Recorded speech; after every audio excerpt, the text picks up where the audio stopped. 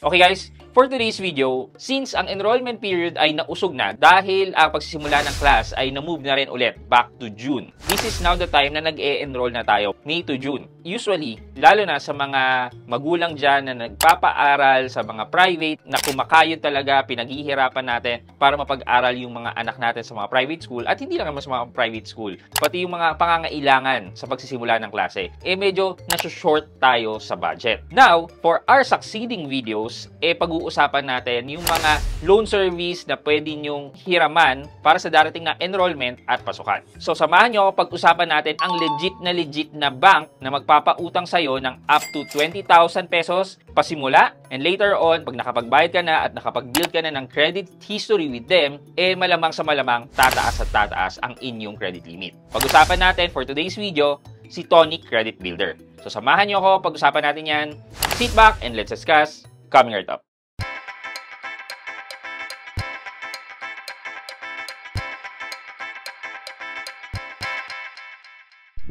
Hi guys, this is Pat and you're in Pat Quintos Review TV. So if you're new to my channel, I do reviews about personal finance na meron akong experience or meron na akong knowledge na ginawa ko na ng videos and playlists na makikita nyo dito sa taas. At kung bago kayo dito sa channel ko, you may want to consider subscribing to my channel. Okay guys, so unahin natin si Tonic Credit Builder kasi it's a digital bank na nagpapautang din. Yun nga lang, from before na Tonic Quick Loan. Yung Tonic Quick Loan is around 50,000 pataas ang pwede niyang ipahiram sa inyo. Pero in-overhaul ni Tonic ang kanyang loan product and naisip kasi niya na hindi lahat na nag-a-apply ng Tonic Quick Loan before ay eligible para dun sa ganung katataas na loan. So ngayon, ang ginawa ni Tonic is nag-devise siya ng loan service na parang pasimula para makapag-build ka ng credit history with Tonic. So nandito yung tinatawag nilang Tonic Credit Builder na loan, wherein you can loan as much as 20,000 pesos para masimulan mo ang pag-build ng credit history with Tonic. To tell you the truth guys, hindi ko po ginagamit si Tonic as a digital bank. More on, naka-open lang siya para sa akin to check and review para ma-share ko po sa inyo. And coming from my last review with Tonic Credit Builder, sinubukan ko pong mag-apply ng 5,000 pesos. And makikita nyo po yung review ko na yan, which is dyan. Yung 5,000 pesos na po na yan, ay yan yung minimum amount na pwedeng hiramin dito sa Tonic Credit Builder. But ang ginawa ko po noon, hindi ko po inaccept yung offer ni Tonic kasi mababa at hindi ko naman po kailangan ng additional na utang. But for today's video, sinubukan ko po ulit. Tiningnan ko po kung parehas na naging proseso before sa proseso ngayon. And nakakagulat po na hindi siya parehas. Kasi kung nag-apply na po kayo before at hindi nyo po inaccept, mas madali pong mag-apply ngayon. And papakita ko po sa inyo na na-approvean po ako ng 20,000 pesos na loan kay Tonic nang wala pang 5 minuto. So, ito na po siya. Inopen ko po itong Tonic account ko po. Ayan. Kung makikita nyo po, loans in progress. Pero hindi ko naman po siya tinuloy. Kasi nung tinignan ko po, hindi pa po ako ready mag-provide ng information. Pero ito po. Ayan. So, pagka-click ko po ng loans na in progress, ito, papapiliin po tayo kung credit builder or shop installment loan. Yung credit builder po, ito po yung parang quick loans before ni Tonic. While the shop installment loan, ito naman po yung parang buy now, pay later ni Tonic na makakapag-purchase po tayo ng mga appliance, cellphone, gadgets sa mga merchants na accredited ni Tonic. But for this video, sisilipin po natin si Tonic Credit Builder. So, click lang po natin yan. Ayan. Ready, set, boost. Move lang po tayo. Tapos, click natin. Let's go. So, how much do you need? So, before po, 5,000 yung minimum. Ito po, trinay kung 20,000. Mali ko lang po kung i-approve o hindi. Wala naman po ako talagang balak manghiram sa kanila. So, ilagay ko po 20,000. Tapos, dito po sa installment period, pinili ko na po yung pinakamatagal, which is 12 months. And ito po yung installment amount, 264,2.45 daw. Pero it can still change. Tapos, na-experience ko po dito na kapag wala ka pong pay-hinga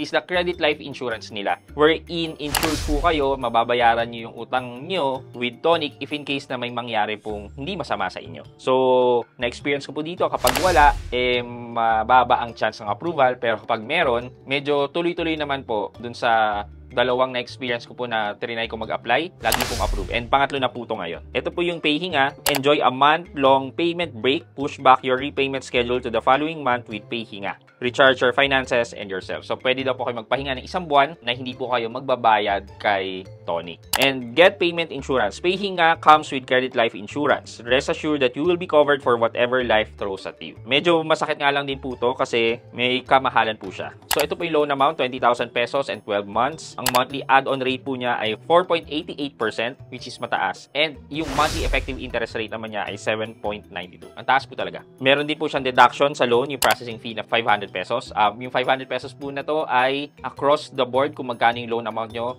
500 pesos po yan. So, kung 5,000 po, 500 pesos pa rin po yan. And then, documentary stamp tax, 150 pesos. So, ito po yung PayHinga. Ang total PayHinga po ay 2,883.18. So, ang gagawin po nila dito is i-divide din po nila itong total na PayHinga insurance na 2,800 magiging 240 po yung ikakarga nila sa monthly na amortization ng 20,000 pesos loan nyo. Okay, para saan daw po to? Pang enrollment, click natin pong education. What's your main source of income? Ilagay nyo na lang po yan. What's your current employment status? Ilagay nyo na lang din po. And then, tatanungin po kayo kung anong industry kayo. So, ilagay nyo na lang din po dyan. Tatanungin po kayo yung civil status nyo. So, select nyo po kung ano yung appropriate sa inyo. Pati po yung dependents, tinatanong din po nila. Kasama na rin po dito, tatanungin po yung educational attainment nyo. Ilagay nyo lang din po. Tapos, contact reference. Dalawang contact reference po yan. Pwede naman po kapamilya nyo. Ako po, nilagay ko dito yung wife ko at yung mother ko. And then, tatanungin po kayo ng address nyo, kung yun pa rin ba ang current address nyo. Tapos, yung monthly income nyo, tatanungin din po kung magkano. And then, next page is, tatanungin po yung kung saan po kayo nagtatrabaho, yung pangalan ng company. And then, hihingin din po nila yung TIN number nyo. Medyo maraming information po yung ina-ask, kahit na-enter nyo na po before, pero kailangan lang po talagang ilagay since si Tonic ay isang legit na bank. Tapos, kung meron po kayong additional contact number na pwede na tawagan, ilagay nyo na lang din po. Tapos, just click next. Ito po,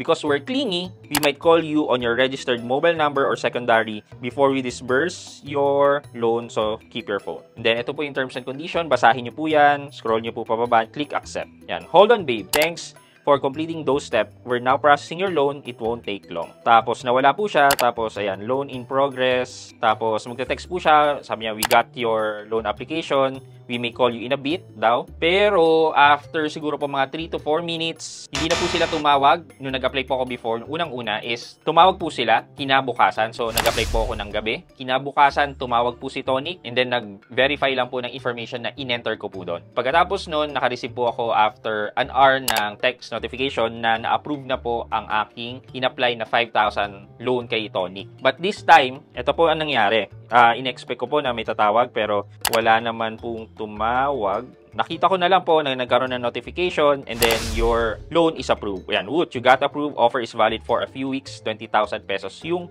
amount. So, kung i-calculate po natin yan, 2,883.13 times 12, it's 34,000. I-minus natin 20,000. 14,000 plus ang ating interest na babayaran. 14,597.56 yung interest at saka PayHinga na babayaran natin. Then, i-divide po natin yan sa 20,000 na principal. Ayan. Ang lumalabas po na APR natin ay 72.98 or 72.99%.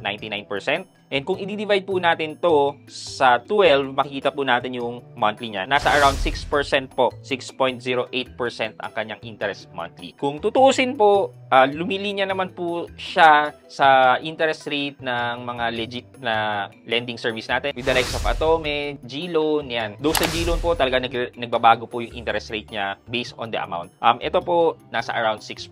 And ito na lang din po yung comparison ng iba't ibang mga legit na lending service na na-review natin comparing Tonic sa karamihan. So, para makapagbayad naman po kayo, just make sure na may laman po na sufficient na like ito, 2,883 yung inyong Tonic savings account and pwede naman po siyang automatic na ide-debit ni Tonic and pwede nyo na rin naman siyang bayaran sa loob ng app. So, ito po medyo malaking tulong po to kahit sabihin natin 20,000 lang po yan, 12 months to pay naman po. Though you have to be cautious na lang po sa interest rate. Kung meron po kayong ibang legit na lending service na mautangan, might as well, yun po yung kunin nyo kesa ito pong nasa around 6% na interest rate per month and yeah, around 72% per annum. So, medyo mataas po talaga siya. Pero kung i-compare mo naman si Tonic na legit bank versus sa mga online lending apps, di hamak po. na kay Tonic na po ako manghihiram versus sa mga lending apps na nag-offer ng 15% per month na interest rate. For our question of the day, so dahil minug po yung start ng class by June and usually by mid-year din, naglalabasan na ng mga bonus yan. So sa tingin niyo po ba, mas effective na nilapit na po sa June yung start ng classes given na may additional na mga mid-year bonus na tayo na pwede na nating ipambayad kagad for the enrollment? O mas okay pa rin na August siya, at least nakakapag-ipon-ipon pa tayo pagdating ng August? Let me know sa comment section sa baba at may chance po kayong manalo ng 1,000 pesos sa ating weekly GCash giveaway. Yun lamang po for today's video, but before we end, mag-shoutout po muna tayo at shoutout kay Mary Jean Barrios at JeanMarie08. Sabi niya, done watching your video without skipping ads. Wow, thank you po. Maraming salamat po. For me, Sir Pat, personal preference pa rin ako. SPay later pa rin kahit ang tagal ng 1K ng CL ko. JeanMarie08, Mary Jean Barrios, shoutout po sa inyo. Thank you so much po for watching and helping my channel po. Maraming salamat po. I hope you like this video. Leave a thumbs up, and if not, wala naman problema dyan, but continue to support me by subscribing to my channel by clicking the subscribe button and also the bell button sa tabing subscribe para makareceive kayo ng latest notification sa lahat ng upload ko. Again guys, this is Pat Quinto and you're in Pat Quinto's Review TV. Bye-bye!